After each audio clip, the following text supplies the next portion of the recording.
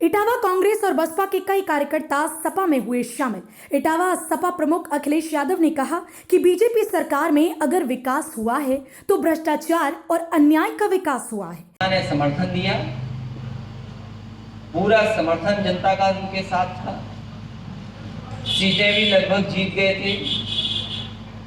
इतना बड़ा धोखा लोकतंत्र में किसी के साथ नहीं हुआ होगा जितना धोखा भारतीय जनता पार्टी ने वहां के लोगों के साथ किया है और महागठबंधन को बेईमानी से हराया है।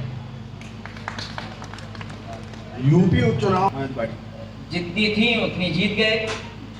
जब चुनाव DM, SP, ADM, SDM, SO सिपाही लड़ेंगे तो कौन जीतेगा?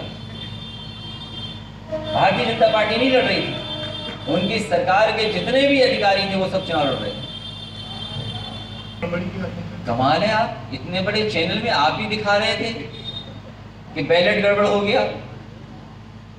जो चुनाव में परिणाम आने चाहिए थे, जो जनता जान रही थी, जो समझ रही थी, सब सर्वे फेल हो गए।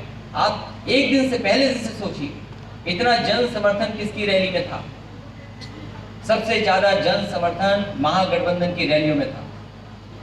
जितने भी देश के सर्वे थे उन सर्वेयों में ऐतिहासिक जीत की तरह बताया गया, लेकिन जब मशीन खुली, परिणाम आया, रिजल्ट रोके गए, सर्टिफिकेट किसी और को दे दिए गए। यही तो आरोप महागठबंधन के नेताओं का है। समाजवादी पार्टी में बड़ी संख्या में लोग जुड़ेंगे, क्योंकि इटावा केवल लाइन सफारी देखने आता था, आप लोगों को नहीं देखता था। नहीं ऐसा नहीं, हम लोग को लगा लाइन सफारी समाजवादी पार्टी की कोशिश रहेगी कि कई दल जो हैं जिनसे बातचीत हो रही है या बातचीत हुई है या उन्होंने कभी कभी मदद की है, छोटे दलों से तो एडजस्टमेंट होगा, लेकिन बड़े दलों से कोई गठबंधन नहीं होगा। आप बिल्कुल साफ पूछो ना, आधी घुमा के क्यों पूछते हो? नहीं, एकदम सीधा पूछे सवाल, माइक लगा के सीधा पूछिए। समाजवादी पार्टी से भी गठबंधन की संभावना है। मैंने आपसे कहा, मैंने लखनऊ में भी कहा, कई प्रेस के कार्यक्रम हुए उसमें भी कहा, समय समय पे लोगों ने कहा कि उस पार्टी को भी एडजस्ट करेंगे।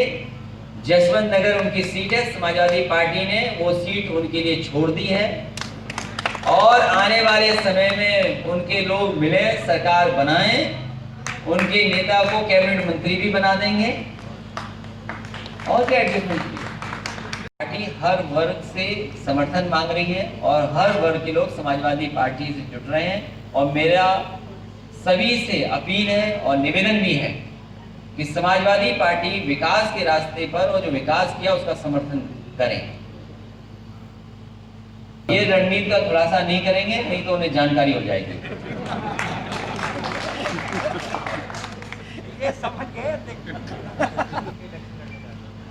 समाजवादी पार्टी विकास पे तो करेगी काम। जो अन्याय हो रहा है, जिस तरह का भ्रष्टाचार चल रहा है, उन सब चीजों को जनता के सामने रखें। और सबसे बड़ा सवाल तो ये है, इटावा वालों, मुझे सुना है शेर यहां से कहीं और जा रहे हैं। कहां जा रहे हैं शेर? मैं तो सरकार से कहूंगा कि हमारे लाइन सफारी शुरू कर दें, एक एनिमल सफारी, एक लाइन सफारी। लाइन सफारी शुरू कर दें और जितने शेर चाहिए वो शेर ले जाओ, लेकिन कम से कम लाइन सफारी तो शुरू करो। यही सरकार आरोप लगाती थी, अगर याद हो, कि गोरखपुर के डॉक्टर हम सैफई में ले आए। सैफई इटावा पे आरोप, याद कीजिए कितना आरोप लगते थे। हमारे मुख्यमंत्री को जानकारी नहीं है, बुंदेलखंड एक्सप्रेस वे जोड़ दिया इटावा से, हमारे घर में रोक जोड़ दिया। हम उन्हें धन्यवाद देंगे, कम से कम उनकी जानकारी में नहीं हुआ, कम से कम हो तो गया कुछ कि बुंदेलखंड आकर के इटावा में हमारे घर से जोड़ दिया। और आखिरकार उन्हें शेर की भी जरूरत यहीं से पड़ी। उनके पास कोई शेर नहीं है, ये बात तो साबित हो गई। केवल लाइन सफारी एनिमल सफारी नहीं खोली है, वो जानते हैं कि जैसे ही लाइन सफारी खुलेगी समाजवादी पार्टी की तारीफ लोग करेंगे, वाहवाही होगी कि देखिए कैसा काम हुआ है। और आपसे अच्छा कौन जानता है, आपसे अच्छा कौन जानेगा? कोई अगर आया होगा लाइन सफारी और अगर आपने माइक उसके सामने लगा दिया होगा तो उसने बात खत्म बिना तारीफ के नहीं की होगी। ये आप सब जानते हो ये बात। तो वो जानते हैं कि अगर लाइन सफारी खोल दिया तो इटावा के लोग पूरा वोट समाजवादी पार्टी को दे देंगे, इसलिए नहीं खोल रहे जानबूझकर। जहां तक और बड़े सवाल हैं विकास को लेकर के, मुझे कोई भारतीय जनता पार्टी का बड़ा विकास नहीं दिखाई दे रहा है। अगर कोई विकास हुआ है तो विकास हुआ है उनका भ्रष्टाचार का और अन्याय का। भ्रष्टाचार और अन्याय का सबसे ज्यादा विकास अगर किसी सरकार में हुआ है तो वो भारतीय जनता पार्टी की सरकार में हुआ है। और एक उदाहरण नहीं है अन्याय के, न जाने कितने उदाहरण दिया सकते हैं अन्याय। सबसे ज्यादा झूठे मुकदमे लगाना, सबसे ज्यादा अन्याय होना, सबसे ज्यादा अपमानित करना।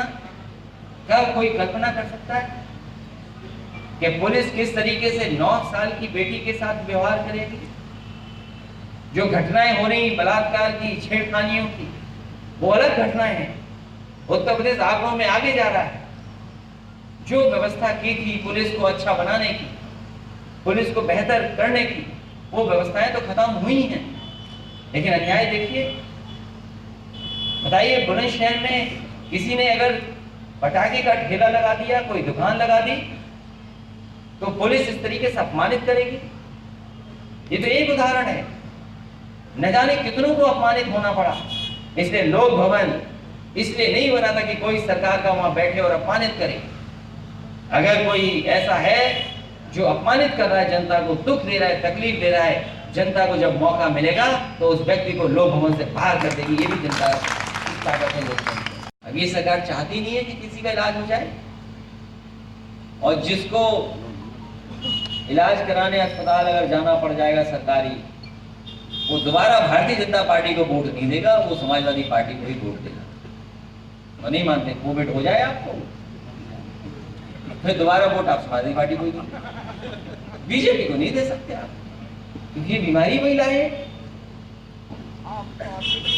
मैंने लोकसभा में कहा था, अगर स्पीच निकालेंगे आप, बहुत सारे भारतीय जनता पार्टी के लोग मुस्कुरा रहे थे, हंस रहे थे। मैंने कहा ये हवाई जहाज से आया है बीमारी, और कहीं ये गांव में पहुंच गई तो कैसा होगा।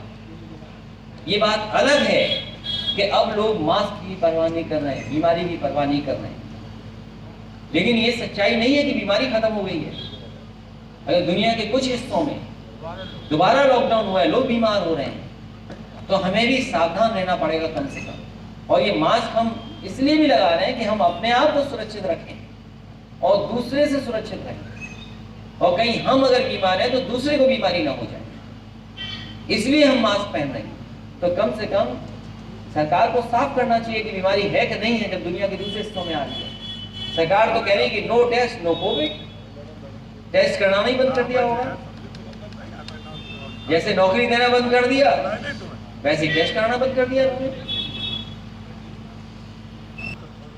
ये 2020 में कोविड आया है, 2021 तक ठीक होगा, और 22 में एकदम खुशहाली आ जाएगी। इसलिए 22 तक इंतजार कर लिया, सब कुछ 22 में ठीक होगा।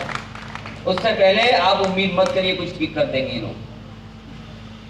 22 में सब ठीक होना है, विकास के रास्ते पे चलना है, और किसानों के अभी सबसे ज्यादा अगर भला कोई करेगा तो समाजवादी सरकार 2022 में करेगी। पुलिस लोगों को अपमानित करने में लगी है। आने वाले विधानसभा चुनाव में छोटे दलों से एडजस्टमेंट होगा, लेकिन बड़े दलों से कोई गठबंधन नहीं होगा। प्रगतिशील समाजवादी पार्टी से भी गठबंधन होगा। उनके लिए सपा ने जसवंत नगर की सीट छोड़ दी है। उनके लोग मिले सरकार बनाए, शिवपाल सिंह को कैबिनेट मंत्री भी बना देंगे। बिहार चुनाव परिणाम पर अखिलेश ने कहा कि इतना बड़ा धोखा बिहार की जनता के साथ कभी नहीं हुआ होगा जितना बड़ा धोखा बीजेपी ने वहां की जनता को दिया है और बेईमानी से महागठबंधन को हराया। उपचुनाव पर अखिलेश ने कहा कि बीजेपी चुनाव नहीं लड़ रही थी, सारे अधिकारी चुनाव लड़ रहे थे। बिहार चुनाव की हार पर अखिलेश का कहना था कि सभी चैनल दिख रहे थे, जनसभाओं में इतनी भीड़ कभी नहीं हुई, लेकिन जब मशीन खुली तो जीता कोई और, रिजल्ट रोके गए और सर्टिफिकेट किसी और को दे दिए गए। शौचालय बने नहीं और जिला ओडीएफ हो गए। किसी किसान की आय दोगुनी नहीं हुई, किसान बेहाल है। आज इटावा में बसपा और कांग्रेस के दर्जनों नेताओं ने सपा की सदस्यता ग्रहण की। ब्यूरो चीफ विनय कश्यप, इटावा।